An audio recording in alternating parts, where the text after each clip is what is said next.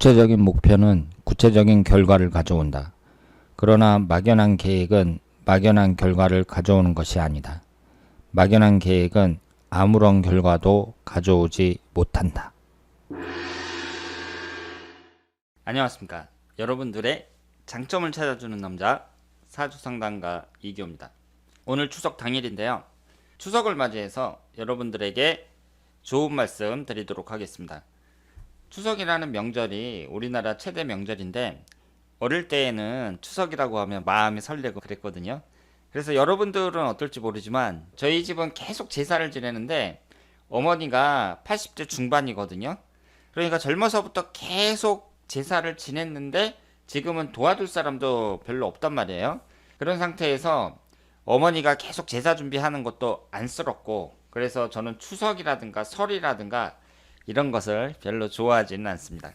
우리가 이 명절이라는 것은요, 한번 생각을 해보면 내가 새 출발을 할 수 있는 계기가 된다는 점에서 우리한테 좋은 의미로 다가올 수도 있습니다. 제가 이제 사주 분석을 하는 사람이지만 여러분들이 저한테 사주 분석을 받는 이유도 그렇고, 우리가 남은 인생을 좀 더 멋지고 행복하게 살기 위해서, 그 점이 중요한 거잖아요.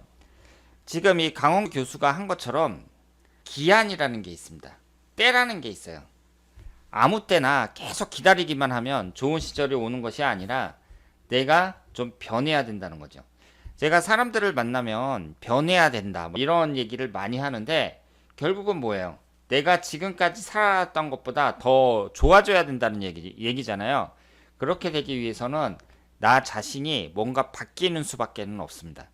지금까지 살아오던 대로 똑같이 살아왔는데 단지 운이 바뀌니까 내가 이렇게 똑같이 살다가 갑자기 내 신세가 확 펴진다, 이럴 가능성은 별로 없다는 거죠. 예전에 나와는 뭔가 다른 그런 모습을 내가 갖게 됐을 때 주위 사람들도 나를 다시 보는 것이고 예전보다 훨씬 더 발전적으로 살아갈 수 있다, 이렇게 말씀을 드릴 수 있습니다. 사주라는 게 대운이 있고 일년운이 있잖아요. 사주 원국이 있단 말이에요. 제가 설명을 드릴 때 이 사주 원국보다 10년 대운 1년운이 영향력이 더 크다, 이렇게 말씀을 드렸습니다. 그리고 사주 원국이라는 것도 이것이 딱 고정되어 있는 것이기는 하지만 여러분들이 그것을 보는 눈 자체를 너무 운명론적으로만 보시면 안 돼요. 예를 들어서 내 사주에는 관살이 여러 개가 있단 말이에요. 그럼 관이라는 것은 남녀 공통으로 사회적인 관점에서 봤을 때 직장운이거든요. 그러면 나는 직장운이 여러 개가 있으니까 직장운이 안 좋은 사람이구나, 직장 변동이 많다는 얘기니까 직장운이 안 좋은 거잖아요. 관이 많은 사람들은 자기 사주를 딱 보고 나는 직장운이 안 좋아, 어차피 직장생활 잘 하기는 글렀어, 이렇게 생각을 하시는 분들도 많은데 사주를 볼 때에는 그렇게 보는 게 아닙니다. 내 사주를 딱 봐갖고 내 사주가 직장운이 여러 개가 있다 그랬을 경우에는 나는 직장생활은 글렀어, 이게 아니라 내가 한번 직장을 들어가면 웬만하면 바꾸지 않는 게 좋겠구나. 그러니까 처음에 들어갈 때 될 수 있으면 좀 괜찮은 직장에 들어가는 게 좋겠죠? 한번 들어가면 계속 다니는 게 좋습니다. 내가 사업을 하겠다든가 이런 어떤 기쁜 뜻이 없는 한 한 직장만 계속 다니는 게 좋아요. 자꾸 옮겨봤자 별 볼 일 없다, 이렇게 볼 수 있습니다. 사주를 보는 것도 거기에 얽매여 가지고 무조건 운명론적으로 보는 것이 아니라 발전적인 면에서 사주를 바라봐야 된다, 이렇게 볼 수 있죠. 10년 대운 1년운이라는 것은 분명히 시기가 나누어져 있잖아요. 나의 20대 운, 30대 운, 40대 운, 올해 운, 내년은, 훈년은 운이 계속 바뀐단 말이에요. 그렇기 때문에 운이 바뀐다는 건 뭐예요? 때가 있다는 얘기예요. 때가. 내가 어떤 일을 하는 것도 계속 그냥 막연하게 잘 되겠지 잘 되겠지 하면서 미루는 것이 아니라 하루라도 빨리 변해야 된다는 거죠. 내가 계획을 세워서 시작을 해야 된다는 거예요. 구체적인 목표를 갖고 있으면 구체적인 결과를 가져오는데 만약에 그 사람이 막연하게 그냥 생각만 하면서 잘 되겠지 이러면서 시간만 가기를 바란다면 시간이 간 다음에 내 운이 바뀌었는데 왜 나는 변화가 없지? 왜 좋아지지 않았지? 이렇게 생각하는 건 곤란하다는 거예요. 이 운이라는 것은 제가 다시 한번 말씀을 드리지만 결과를 나타내지는 않습니다. 사주를 딱 보고 이번에 당신 대운이 좋으니까 당신은 무조건 성공해 혹은 무조건 실패해. 아무도 이렇게 얘기할 수가 없습니다. 이 운이라는 것은, 사주라는 것은 방향을 설정해 줄 뿐이에요. 내일 날씨가 좋다, 내일 소나기가 내린다, 이런 식으로 날씨를 알려주면 그 사람이 거기에 대해서 대처를 해야 됩니다. 뭐 우산을 갖고 나가든 아니면 날씨가 좋다니까 어디 놀러 가든 내가 행동을 통해서 그 결과를 만들어내는 거예요. 그런 결과라는 것은 나의 행동이 만들어내는 거지, 운이 좋다 그래서 저절로 좋아진다든가 나빠진다든가 그런 건 아니죠. 제가 이렇게 얘기를 하면 결국 결론은 뭐냐면, 어제의 나와 다른 내가 돼야 된다. 결국은 내가 긍정적으로 바뀌어야 된다. 이렇게 말씀을 드릴 수 있습니다. 결론은 뭐예요? 변해야 된다는 거예요.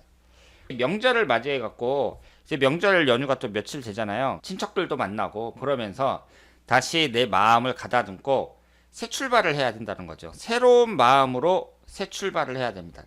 특히 올해 같은 경우에는 이 코로나 때문에 어려움에 있는 분들이 많이 있는데, 이 명절을 계기로 해갖고 어렵다고 하더라도 지금 어떻게 보면은 또 좋은 기회라고 볼 수 있어요. 개구리가 뒤로 당겼다가 앞으로 확 뛰어가듯이 자영업 하시는 분이 지금 내가 장사가 잘 안 된다 그랬을 경우에는 잠시 숨고르기를 한다, 이렇게 생각을 하고 다시 계획을 세울 수가 있는 거죠. 이 명절이라는 것은 내가 새롭게 시작을 할 수 있다는 점에서 사람들에게 좋은 계기가 될 수 있다, 이렇게 말씀을 드리겠습니다. 그래서 막연한 계획은 아무런 결과도 가져오지 못한다, 이렇게 얘기를 했는데요. 사주라는 것도 시기가 있잖아요. 대운도 바뀌고 일년운도 바뀌고 계속 그런단 말이에요. 내가 바뀌지 않아도 주변 환경은 다 바뀌어요. 운도 바뀌고. 그럼 나도 거기에 맞게 바뀌어야지, 나만 가만히 있으면은 결국 퇴보하는 수밖에 없다, 이렇게 볼 수 있습니다. 그래서 모든 결과는 나의 행동이 만들어내는 거예요. 사주라는 것도 이 결과를 만들어내는 데 있어서 중요한 요소이기는 하지만 사주가 독단적으로 결과를 만들어내는 건 아닙니다. 중요한 것은 나의 행동이 만들어낸다, 이렇게 말씀을 드릴 수 있고요. 여기에서 꼭 중요하게 생각하셔야 될 게 내 사주에 맞게 변해야 된다는 거죠. 사람들이 무작정 변하는 게 아니라 내 사주에 맞게 변해야 돼요.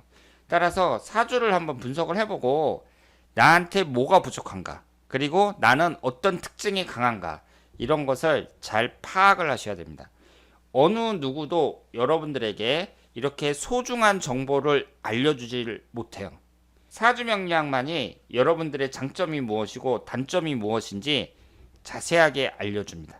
내 사주를 한번 분석을 해보고, 아, 내가 이런 사람이구나, 이런 특징을 갖고 있는 사람이구나, 이걸 이제 안 다음에 그 다음에 거기에 맞게, 그 특징에 맞게 살아간다면 그 사람은 틀림없이 성공한다, 이렇게 말씀을 드리겠습니다. 진짜 장사는 아닌데 이 사람이 계속 장사한다고 매달리는 사람이 있고, 이 사람은 돈 버는 쪽으로 끝을 봐야 되는데 계속 무슨 고시 준비한다고 나이 먹어서까지 이 고시원에 들어가서 공부한다고 시간 보내고 있고, 이런 사람들이 많거든요. 그런 사람들은 노력만으로는 안 된다는 거죠. 자기한테 맞는 걸 찾아가지고 거기에 맞게 노력을 하면 그 사람은 틀림없이 성공한다, 이렇게 말씀을 드리겠습니다.